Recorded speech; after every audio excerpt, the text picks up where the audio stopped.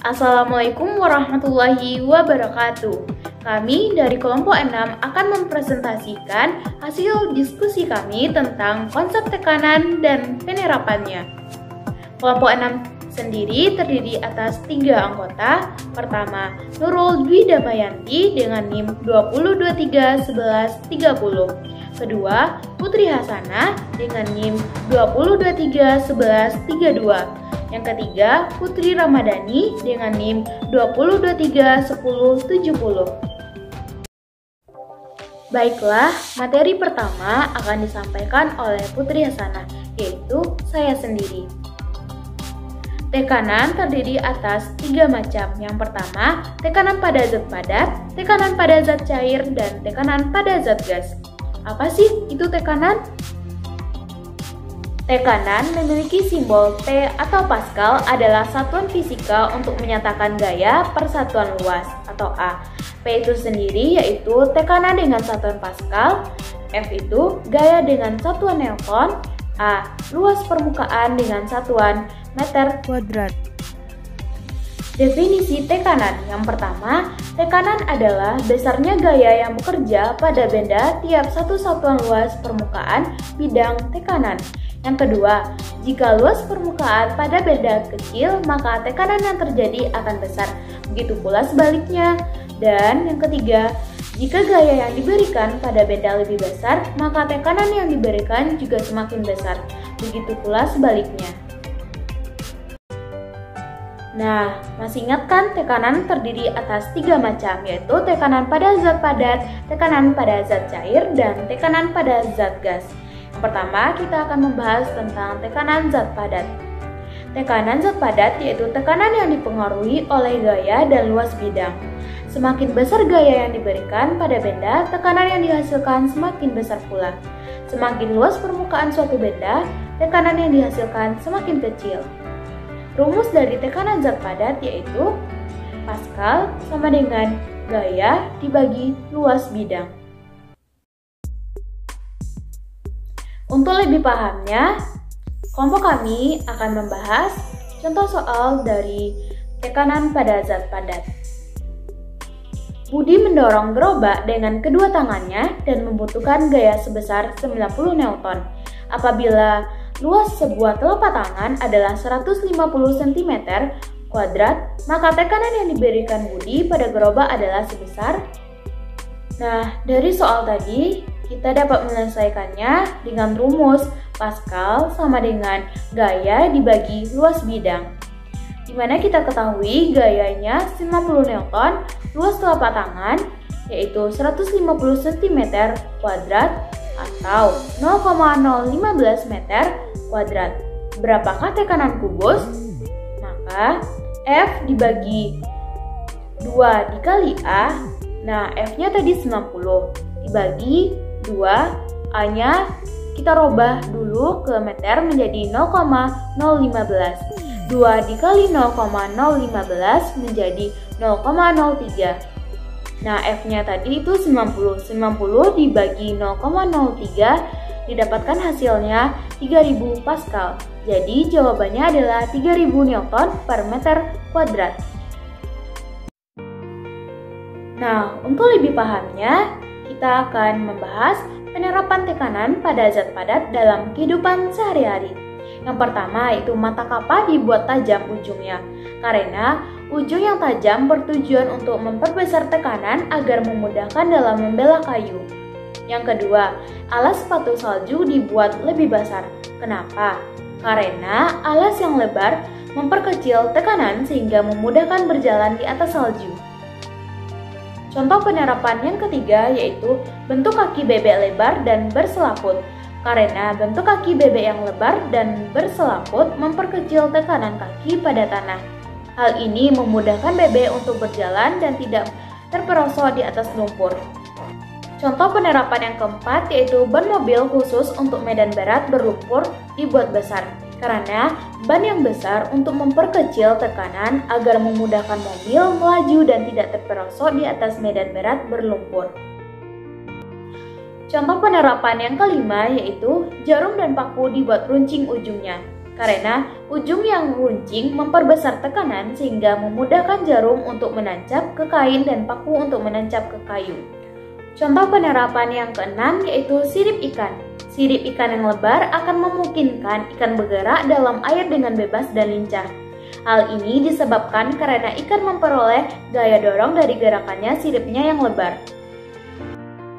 Baiklah, materi yang kedua tentang tekanan pada zat cair akan disampaikan oleh Putri Ramadhani. Kepada Putri Ramadhani dipersilahkan. Tekanan pada zat cair. Tekanan pada zat cair mencakup pada tekanan hidrostatis, tekanan menurut hukum Archimedes, dan tekanan menurut hukum Pascal. Pertama kita akan membahas tentang tekanan hidrostatis, di mana tekanan hidrostatis adalah tekanan yang terjadi diakibatkan oleh zat cair yang bekerja pada suatu kedalaman tertentu. Rumus yang digunakan adalah P sama dengan Rho dikali G dikali H. Keterangannya, P adalah tekanan hidrostatis dengan satuan Pascal atau PA. Rho merupakan massa jenis zat cair dengan satuan kilogram per meter kubik. Kemudian G adalah percepatan gravitasi bumi dengan satuan meter per second kuadrat. H adalah kedalaman zat cair dengan satuan meter. Semakin dalam zat cair, maka tekanan hidrostatis yang dimilikinya akan semakin besar. Berikut ini contoh soal tekanan hidrostatis, yaitu seekor ikan berada pada bak air seperti pada gambar berikut. Berapa tekanan hidrostatis yang dialami ikan tersebut? Diketahui bahwa H-nya adalah H1 dikurang H2. H1-nya adalah tinggi bak air secara keseluruhan dan H2-nya adalah tinggi dari posisi ikan ke dasar bak. Sehingga didapatkan 120 dikurang 40 sama dengan 80 cm, dijadikan ke meter menjadi 0,8 meter. Sementara massa jenis air atau Rho adalah 1000 kg per meter kubik secara umumnya. Kemudian gravitasi bumi adalah sebanyak 10 meter per second kuadrat. Ditanya adalah tekanan.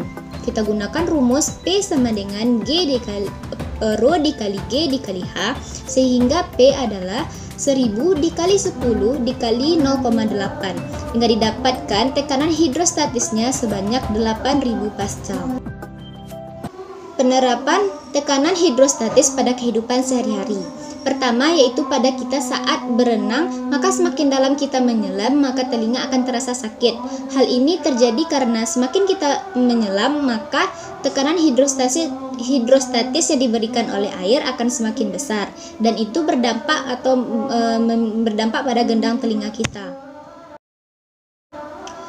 Contoh keduanya, penerapan keduanya yaitu pada prinsip pendirian bangunan, di mana bangunan bendungan yang pada bagian ke bawahnya akan semakin tebal guna menahan tekanan zat cair yang semakin ke bawah semakin besar.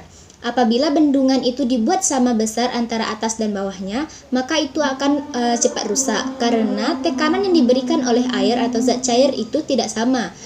Di atasnya tekanannya tidak akan besar dibandingkan dengan dasar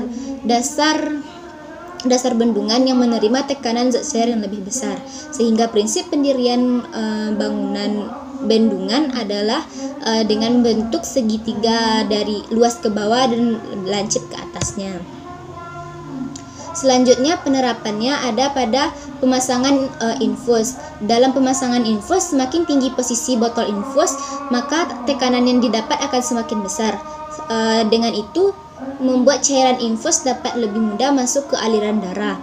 Apabila terbalik, botol infus yang di bawah tubuh pasien, maka yang mengalir adalah darah ke dalam infus karena darah juga memperoleh tekanan hidrostatis tersebut. Selanjutnya, hukum Archimedes.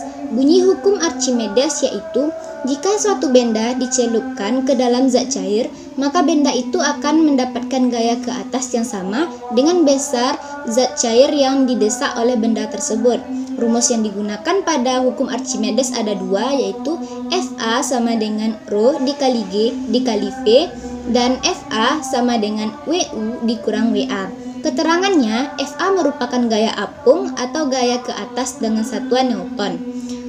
Rho merupakan massa jenis zat cair dengan satuan kilogram per meter kubik. G merupakan percepatan gravitasi bumi dengan satuan meter per second kuadrat. V merupakan volume zat cair yang dipindahkan atau volume benda yang tercelup dengan satuan meter kubik. Wu merupakan berat benda di udara dengan satuan Newton. Wa merupakan berat benda di dalam air dengan satuan Newton. Ada 3 keadaan benda dalam zat cair. Pertama, benda dalam keadaan terapung. Ini terjadi apabila massa jenis benda lebih kecil daripada massa jenis zat cair. Kemudian, benda dalam keadaan melayang. Hal ini terjadi apabila massa jenis benda sama dengan massa jenis zat cair. Dan kemudian benda dalam keadaan tenggelam. Hal ini terjadi apabila massa jenis benda lebih besar dibandingkan massa jenis zat cair. Contoh soal hukum Archimedes yaitu sebuah bola tercelup seluruhnya ke dalam air. Bila massa jenis air adalah 1000 kg per meter kubik dengan gaya angkat yang dialami bola sebesar 0,2 Newton, berapakah volume bola? Mula-mula kita ketahui bahwa Fa adalah 0,2. Kemudian gravitasinya adalah 10 Newton per kilogram. Massa jenis air adalah 1000 kg per meter kubik. Yang ditanyanya adalah volume. Jawabannya, kita menggunakan rumus Fa sama dengan Rho dikali G dikali V. 0,2 Newton sama dengan 1000 kg per meter kubik dikali 10 Newton per kilogram dikali V. Kita selesaikan sisi sebelah kanan sehingga didapatkan hasil 0,2 Newton sama dengan 10.000 V dikali N per meter kubik. Kita jadikan 10.000 ke dalam bilangan berpangkat menjadi 0,2 Newton sama dengan 10 berpangkat 4 kali V dikali N per M kubik. Kemudian karena kita mencari V, kita kedepankan V sehingga didapatkan 0,2 Newton per 10 pangkat 4 Newton per meter kubik sehingga didapat 2 dikali 10 pangkat 3 meter kubik dan kita rubah menjadi 2000 meter kubik. Baiklah, materi selanjutnya akan disampaikan oleh Nurul Dwi Damayanti tentang penerapan hukum Archimedes dalam kehidupan sehari-hari. Kepada Nurul, dipersilahkan. Penerapan hukum Archimedes dalam kehidupan sehari-hari. 1. Kapal selam, di mana suatu benda bisa melayang di dalam air jika gaya apung benda tersebut sama dengan berat benda. 2. Kapal laut. Kapal laut dapat mengapung di permukaan air karena massa jenis kapal laut lebih kecil dari massa jenis air. 3. Jembatan ponton. Jembatan ponton biasanya disusun oleh drum kosong. Massa jenis drum lebih kecil dari massa jenis air, sehingga jembatan ponton bisa terapung. Hukum Pascal, tekanan yang diberikan zat cair dalam ruangan tertutup diteruskan ke segala arah dengan sama besar dengan rumus F1 per A1 sama dengan F2 per A2. F1 yaitu gaya penampang pertama, F2 yaitu gaya penampang kedua, A1 sama dengan luas permukaan bidang pertama, A2 yaitu luas permukaan bidang kedua. Setelah kita mengetahui rumus tersebut, marilah kita kepada contoh soal. Sebuah alat pengangkat mobil menggunakan luas penampang kecil 10 cm2 dan penghisap besar 50 cm2 diberikan gaya pada penampang kecil sebesar 4.000 Newton. Berapakah gaya yang dihasilkan pada penampang besar sehingga dapat mengangkat mobil? Nah, yang ditanya di sini adalah F2. Yang diketahui adalah A1 sama dengan 10 cm2, A2 sama dengan 50 cm2, F1 sama dengan 4.000 Newton. Dengan rumusnya F1 per A1 sama dengan F2 per A2. Nah, kita masukin angkanya ke rumus, lalu kita substitusikan, maka menjadi 10 kali F2 sama dengan 4000 dikali 50, maka F2 sama dengan 200.000 per 10, maka menjadi F2 menjadi 20.000. Tekanan gas adalah tekanan udara. Tekanan ini menggerakkan massa udara dalam setiap satuan luas. tekanan gas memiliki perbandingan yang terbalik dengan ketinggian suatu tempat. Semakin tinggi tempat tersebut, maka akan semakin rendah tekanan udara. Penerapan hukum Pascal dalam kehidupan sehari-hari. 1. Rongga hidrolik terdiri dari atas 2 tabung dengan ukuran yang berbeda, masing-masing diisi oleh air dan ditutup rapat di setiap permukaannya. Yang kedua, rem hidrolik. Rem ini memiliki pipa hidrolik yang diisi dengan minyak rem untuk membantu melakukan pengereman. Yang ketiga, prinsip kerja alat ini hampir sama dengan rongga hidrolik. Bedanya pada tekanan piston dalam alat ini. Tekanan gas atau udara. Tekanan gas atau udara terdiri dari tekanan gas di ruangan terbuka dan tekanan gas di ruang tertutup. Tekanan gas di ruangan terbuka alat ukurnya barometer, sedangkan tekanan gas di ruangan tertutup alat ukurnya adalah manometer. Menurut Boyle, jika suhu ruangan tetap, maka hasil kali tekanan dan volume zat gas di dalam ruangan tertutup selalu konstan. Alat ukur tekanan zat gas seperti gambar di samping. Tekanan zat gas dalam kehidupan sehari-hari, salah satunya yaitu balon udara. Ketika udara dalam balon dipanaskan menggunakan api yang ada pada balon udara, maka balon menjadi lebih kecil dari gaya ke atas sehingga balon akan bergerak ke atas. Nah, sekarang kita lanjut kepada contoh soal. Soalnya ada pada slide video ini, bisa dilihat. Kita langsung saja kepada pencariannya. Yang diketahui P1 sama dengan 2 atmosfer, P2 sama dengan 10 cm3, P2 sama dengan 2 cm3. Yang ditanya adalah P2. Maka rumusnya adalah P1 dikali P1 sama dengan P2 dikali P2. P2 sama dengan P1 dikali V1 per P2.